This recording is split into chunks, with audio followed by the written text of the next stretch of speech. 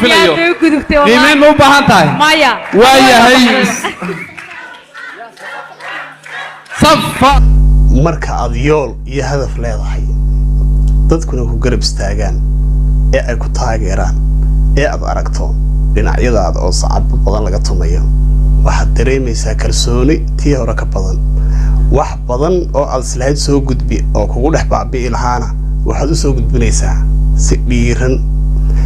Soomaalidu ma aha dad intooda badan isdhiiri geliya oo isgarab istaaga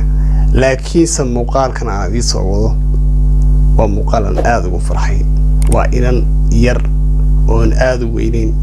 aan ugu talagelin mujtamaca intaa leeg inay soo hor istaagto ama base aan horeba dad intaa leeg soo hor istaagin ayaa waxay iska weyday gebi ahaanba wixii ay dadka u sheegi lahayd markay stage-kiisa oo fuushay hase ahaatee dhiiranaan ay xagga shacabka ka heshay iyo taageero ayaa waxay noqotay inay ku guulaysato hadafkii ay u socotay hadda muuqaalkii bal hadda nala daawada rabtaa inay qaado hees waxaana u dhacday sheekadeedu sidan magacaaga iyo heeskaad ku tartamayso hadday heestahay hadday gobol tahay waan salaamaya horta marka koowaad magacayguna waa Safa Axmed Maxamed waxaan ku tartamayaa waa hees away Safa soo dhawow naxdin yar baa kugu jirtay iska saar markii la weydiinayay magaceeda wada aragtaan aad ay naxsan tahay waana shoogsan tahay laakiin wuxuu kadib maxaa dhacay taas ay iga badan halka ku jooj wow waxaan u hayaa ha aduma qiime kale uma baahnin waxaan aniguna u hayaa hallo istaago ya salaam aduma waa saddex haadina looma baahnaan u malaynayaa mar hadii waxa weeyaan haada suldaanu hayo mid ka badan baan u hayaa aniguna waayahay sacab baan ku soo dhaweynaynaa way gudubtay waan filayo qiimeyn ma u baahan tahay maya waayahay safa sabab ma ayaa hadaba ay tahay sababta inanta yar dadkii dhan ay ugu wada yiraahdeen waxaan ku haynaa ha isla markaasina ay ugu guuleysatay tartankeedii ugana gudubtay qaybtii koobaad oo ahayd qayb isla markaas lagu qiimeeyay goobta ay taagan tahay wada arki kartaan si dadkoo dhan ay wada yiraahdeen waxaan ku haynaa taageero laakiin waxay ku kasbatay bal heestay qaaday taasho wanaagsan jacayl dhiigaracan muddo soo dhisayno dhambalaysu tabiyaa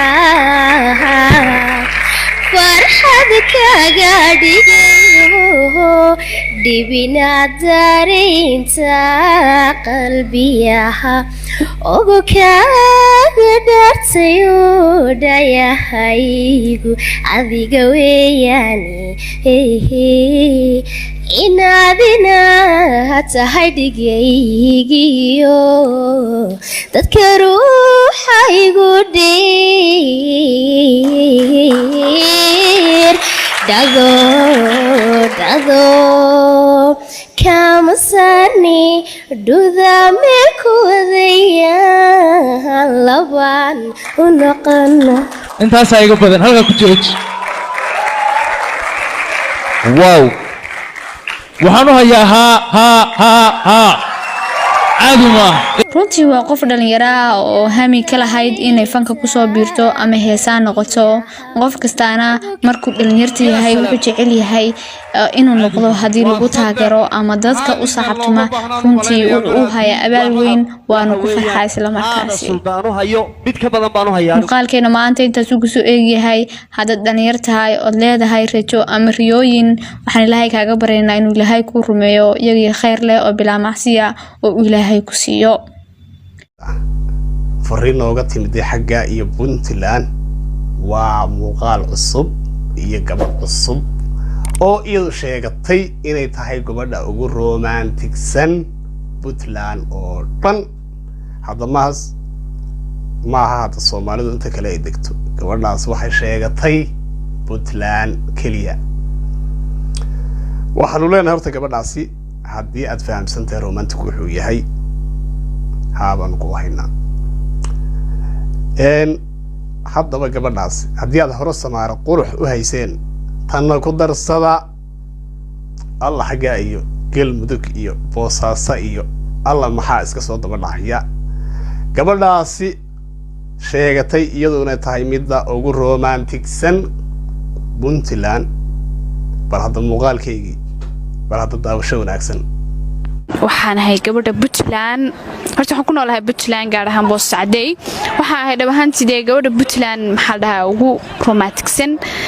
hadii romantic la yiraahdo hadii jacayl la dhaho gabadha ma taqaanay si wanaagsan u garanaysa ma fahanti marka dad badan wallahi jacaylka wax badan ka aaminsanaa khalad ka aaminsanaa oo maaragtay ama wiilal badan oo qalbigooda waxa jiraha ay markaas u jallaaco gibigooda waxaan ku ruuxay noqonayaa nafiya jacayl soconaya lagu leh marka waxaan isdhihi karaa anoo ba isfaaninayn waxaan isdhihi karaa gabadha waxa ahay Puntland romantic koobka ka wadata way jiraan rag badan oo isoo wacay oo mataqaanaa maxaa dhahay lambarkayga soo raadiyay aad iyo aad isoo wacay oo wax ku yiri habeen iyo maalin iyo waxaan ku yiri waqti walba aan baxtaa ka tiifan laahay oo idahay walaalay macaanay gabar jacaylka wax ka taqaanaa tahay gabar romantic tahay anaga waa kugu heesana oo kugu wadaan hal shakhsiyan aan ugu aan jeclahay ama hal qalbi baan leeyahay laakiin hadda waxaan dhihi lahaa ragaas jaanis ba uma hayo oo mataqaanaa jaanisku igu yaryahay hatta telefoonka family-ga inaan ka qabto ama aan la hadlo way ii diideen way jirtaa marar badan hadda aroortii oo kale markaan soo kalaho ina aado dhanka xeebta oo iskaga soo damaashaado waqti iskaga soo qaato si dadkaas aan telefoonadooda ama maaragtay koolka badan aan uga nafiso xaqiiqatan Puntland oo dhan waxaan ay gabadh ugu romanticsan waliba Boosaas caday maxaa la dhahaa dad badan soo wacayay igu wareeray igu mataqaana waxaan dhihi lahaa wala telefoonka wala dabkaad iga rideen mataqaana garaaca badan iga daaya soo garaacaysiin mataqaana anigu intaas qof mid kale ma qaabili karo waxa weeye xitaa wasiir xildhibaan madaxweyne beenta markii laga reebo been aan la sheegaynin madaxweyne intaan ka ahayn inta kale taas isoo wada wacaysaa xitaa waa tigaa meel waxa la dadka badan ay garanayaan ba umaleynaya creams la dhaho badan xildhibaanada iyo wasiirada iyo firistaaniin halka xitaa marar qaar oo mataqaana aan dalxiis u aaday ama aaday ama kubshiin waxa la noocaas ka doonto aado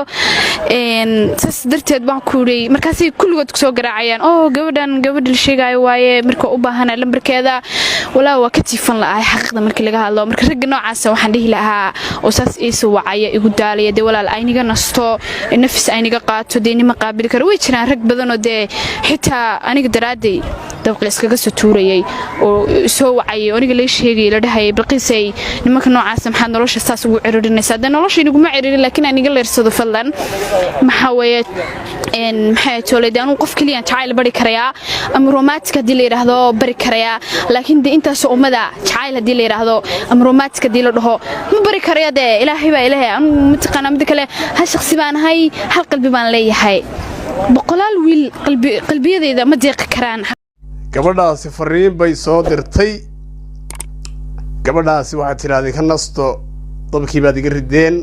waad iga socon kari waayay waa ilaa madaxdii waa ilaa majihii waa ilaa kuwii yaryaraa horta gabadhaasi waxa iyadu sheegatay inay tahay gabadha ugu romanticsan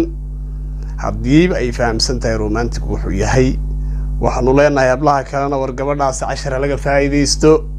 annaga gabadhaasi hana lagu raadiyo anigana dadka raadinaya igu salaama warkeyga labaad ama muuqaalkeyga labaad baanu suuraysan doonaa gabadhaasi bal markaa caawa barnaamijka halkaasi ay noo